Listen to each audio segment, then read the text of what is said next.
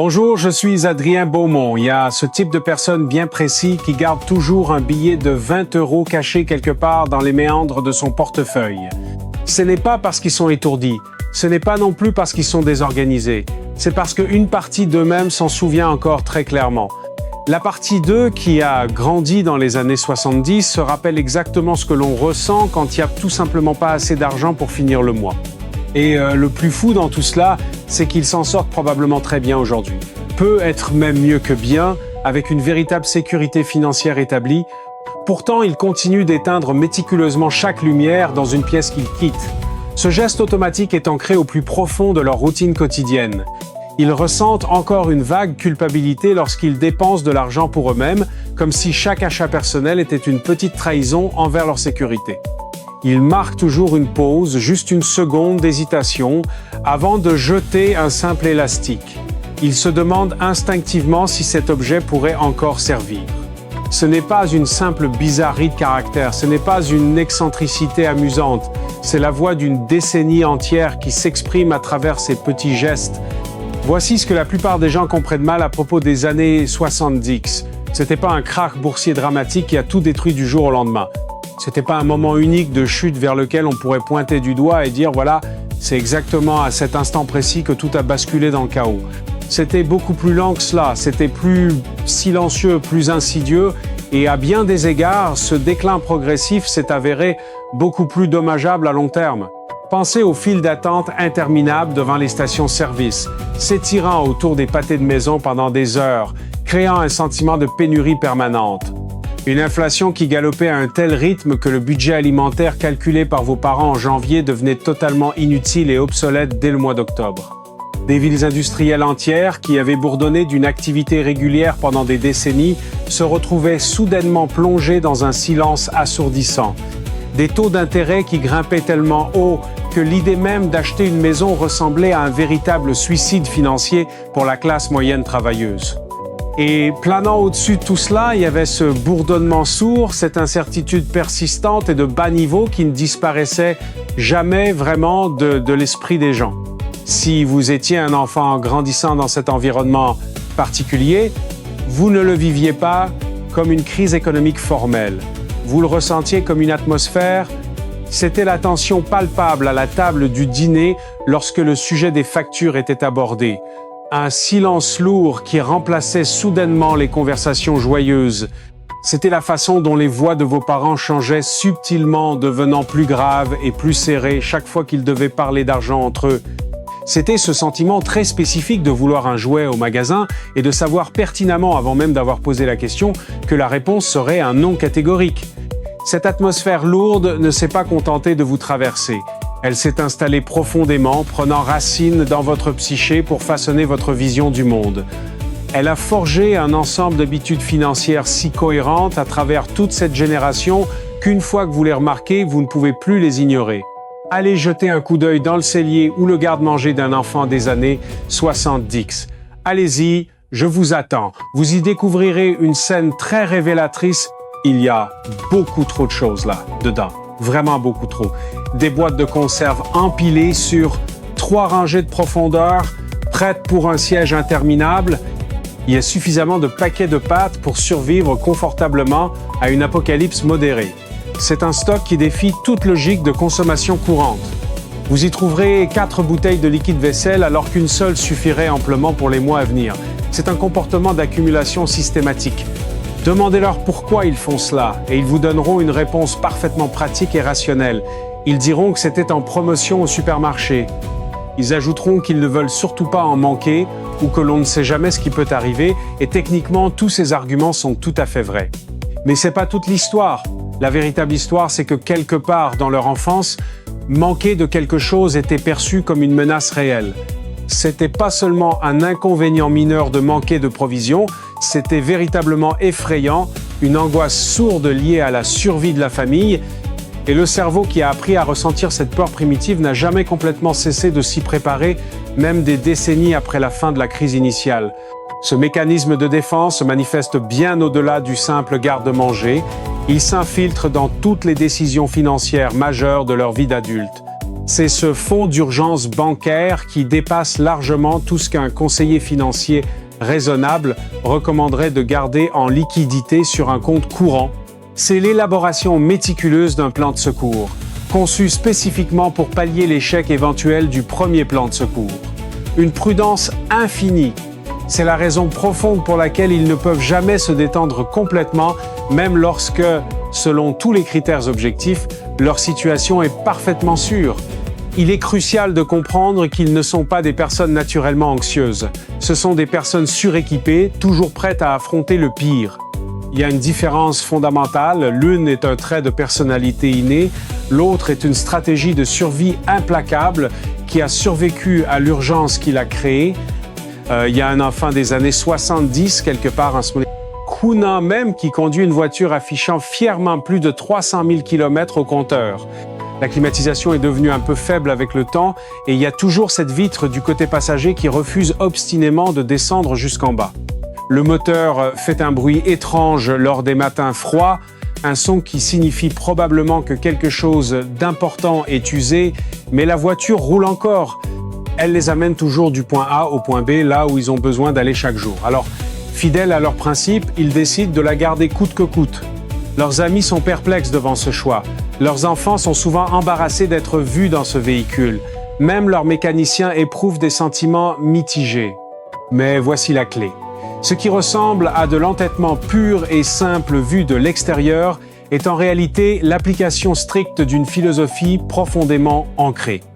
Leur règle d'or est simple. Si quelque chose fonctionne encore, le remplacer n'est pas une amélioration, c'est un gaspillage inacceptable de ressources précieuses. Et le gaspillage, pour quelqu'un qui a grandi en regardant ses parents étirer chaque franc jusqu'à ce qu'il se déchire presque, semble être un acte presque immoral.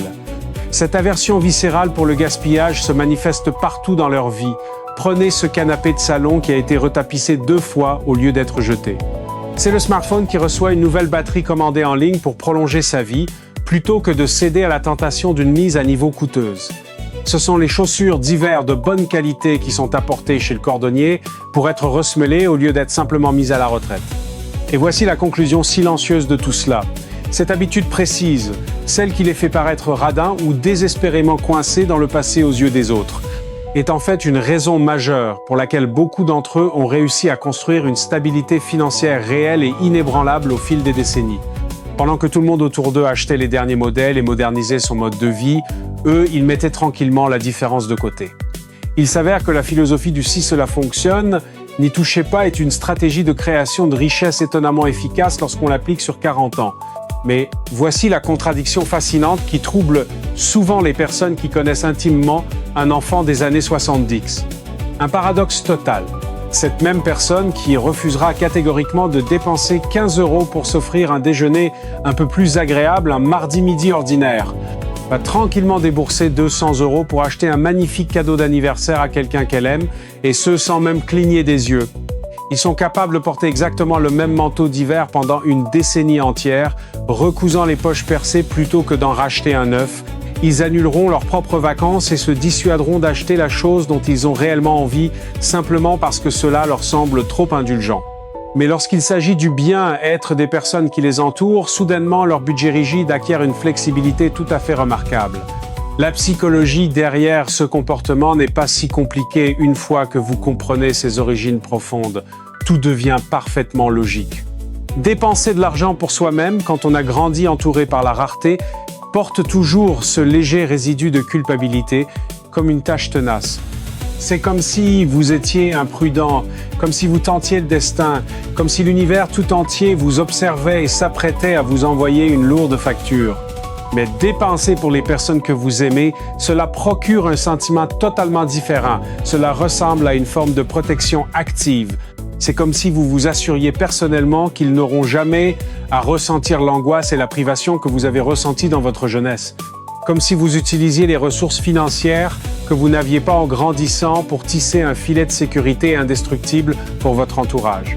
C'est de la générosité, oui, absolument. Mais en dessous de cette générosité, à un niveau fondamental, c'est aussi le poids de la mémoire qui agit. Ils achètent pour les autres les choses mêmes qu'ils ont douloureusement appris à ne jamais demander pour eux-mêmes lorsqu'ils étaient enfants. On pourrait penser que recevoir de l'argent inattendu leur ferait plaisir, une prime au travail, un héritage lointain ou un remboursement d'impôts plus important. Et à un certain niveau superficiel, c'est le cas.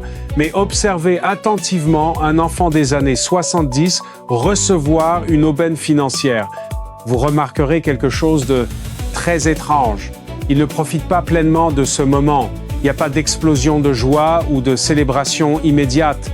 Il y a une pause marquée, une prudence instinctive, presque une suspicion palpable envers cette somme d'argent tombée du ciel sans prévenir.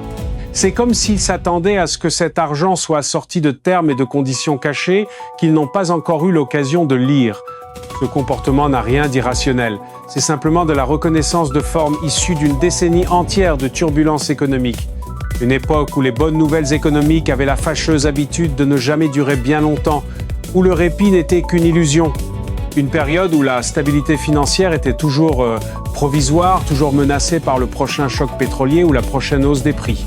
Où les familles qui dépensaient sans compter durant les bons mois étaient précisément celles qui luttaient le plus durement quand la situation se retournait. Par conséquent, cette aubaine inattendue va directement et sans détour dans un compte d'épargne sécurisé, loin des tentations de consommation, ou bien elle sert à rembourser immédiatement une dette qui était pourtant déjà parfaitement gérable avec leur mensualité habituelle. Ou encore, elle reste assise sur un compte courant pendant 6 mois entiers, pendant qu'ils réfléchissent intensément à la meilleure façon de l'utiliser.